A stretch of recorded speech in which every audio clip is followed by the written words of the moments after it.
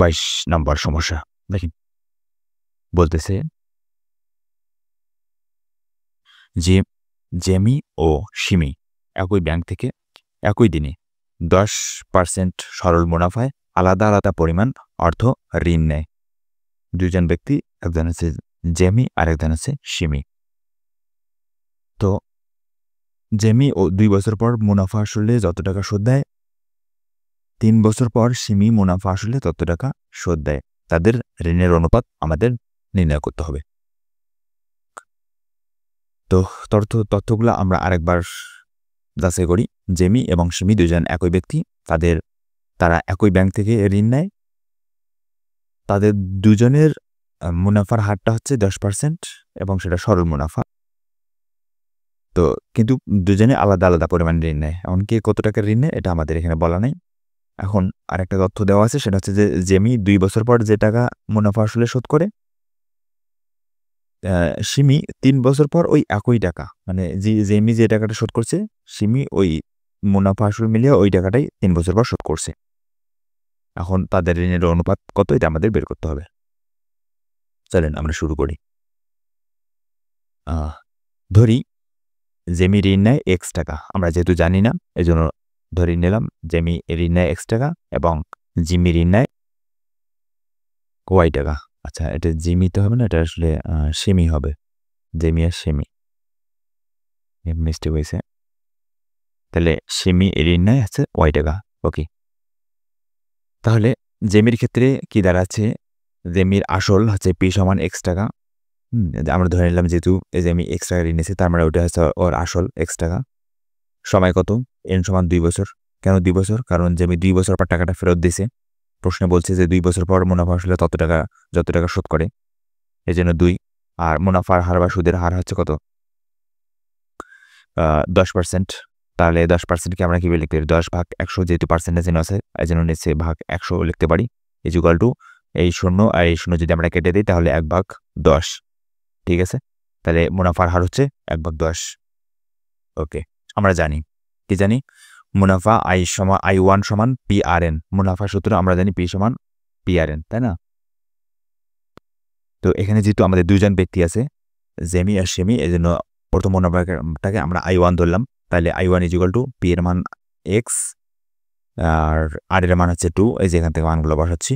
আর N এর মান হচ্ছে 1 ভাগ 10। এখান থেকে ক্যালকুলেশন করলে আমরা পাচ্ছি 2, আর এখানে 10 কাটাকাটি করলে হচ্ছে 5। তাহলে উপরে থাকতেছে X, এই দুইটা এই দিক দিয়ে 10 দিয়ে ভাগ করছি। তাহলে X আর 1 গুণ করলে আছে X, আর নিচে এই 2 দিয়ে হচ্ছে 10কে কাটলে 5 থাকতেছে। তাহলে 5 দ্বিগুণে 10। ঠিক আছে, তার মানে X ভাগ 5 টাকা। তার I1 এর মান হচ্ছে বা মুনাফা হচ্ছে X ভাগ 5 টাকা। এটা হচ্ছে জিমির মুনাফা। অতএব মুনাফা আসল, জিমির মুনাফা আমরা বের করলাম X ভাগ 5 টাকা। তাহলে মুনাফা আসল কত দাঁড়াচ্ছে, জিমি X টাকা ঋণ নিয়েছে আমরা ধরে নিছি, তাহলে X আর মুনাফা দিল কত, X ভাগ 5 বা 5। তাহলে X প্লাস X বাই 5 টাকা। তাহলে এই দুটো যদি আমরা দেখেন কি করব, লসাগু করি। তাহলে লসাগু নিচে 5 আছে, তাহলে 5 লসাগু। X এর নিচে কোনো কিছু নেই, মানে 1 আছে। 1 দ্বারা 5কে ভাগ করলে ভাগফল 1 আর এই X গুণ করলে আছে X এ পাবো, প্লাস 5 দ্বারা যদি 5কে ভাগ করি ভাগফল 1 দ্বারা যদি X কে গুণ করি তাহলে X। আচ্ছা, এখানে একটু মিস্টেক হয়েছে। 1 দ্বারা যদি 5কে ভাগ করি তাহলে ভাগফল আছে 5 আর এই 5 যদি X যদি আমরা গুণ করি তাহলে আছে 5X। প্লাস 5 দ্বারা 5কে ভাগ করলে ভাগফল 1 আর এই X যদি আমরা গুণ করি তাহলে আছে X। তাহলে 5X প্লাস X, তাহলে মোট আছে 6X প্লাস 5 টাকা। ওকে, তো জিমির ক্ষেত্রে এটা হচ্ছে জিমি, তো আপনার এটা হচ্ছে সিমি।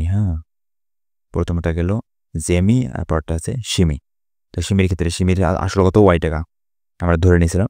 সুদের হার একই 1 ভাগ 10, আর সিমির সময়টা আছে N সমান 3 বছর, যেহেতু 3 বছর পরে সিমি টাকাটা ফেরত দিছে।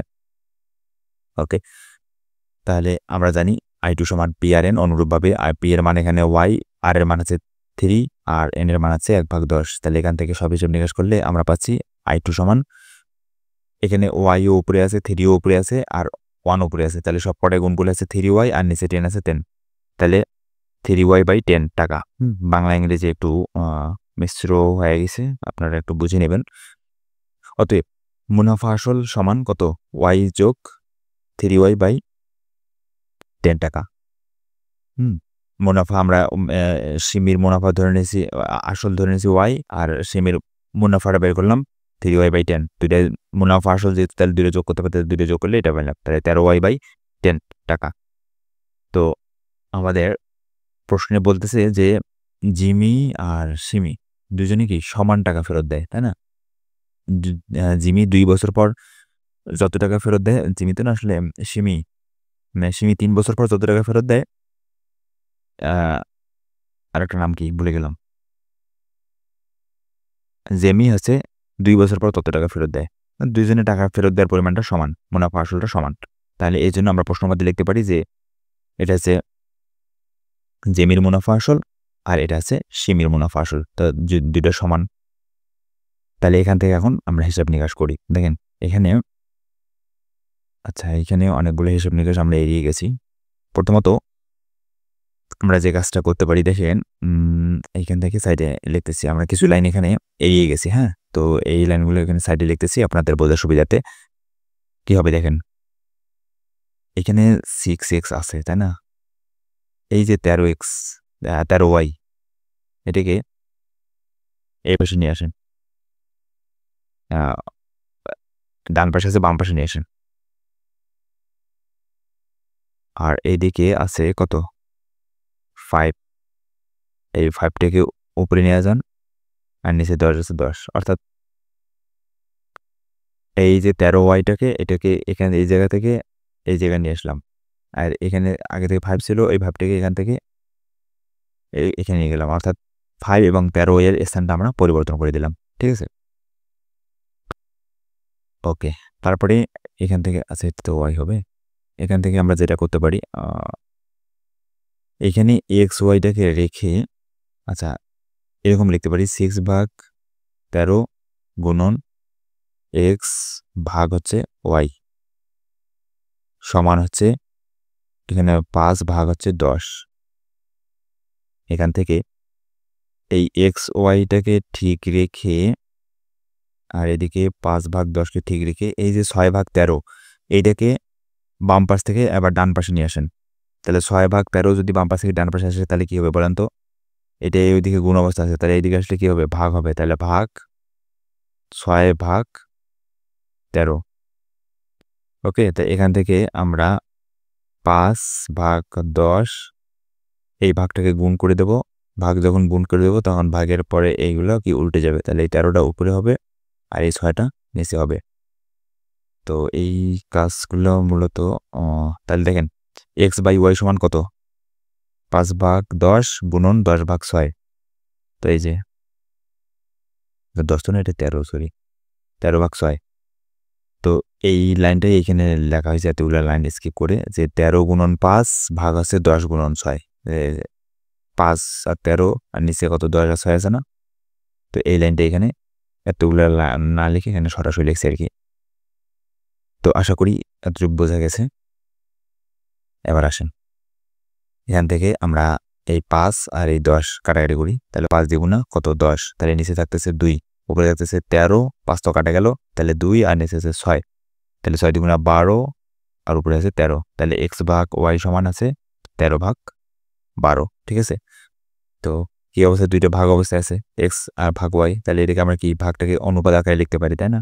যেহেতু আমাদের এখানে অনুপাত চাইছে, তাহলে x অনুপাত y সমান 13:12। তার মানে তাদের ঋণের অনুপাত আছে 13:12। ঠিক আছে, এটাই হচ্ছে আমাদের 22 নম্বর সমস্যার সমাধান। আমরা যদি সম্পূর্ণ অঙ্কটাকে দেখি একবার এক নজরে, তাহলে এটাই হচ্ছে আমাদের 22 নম্বর অঙ্ক।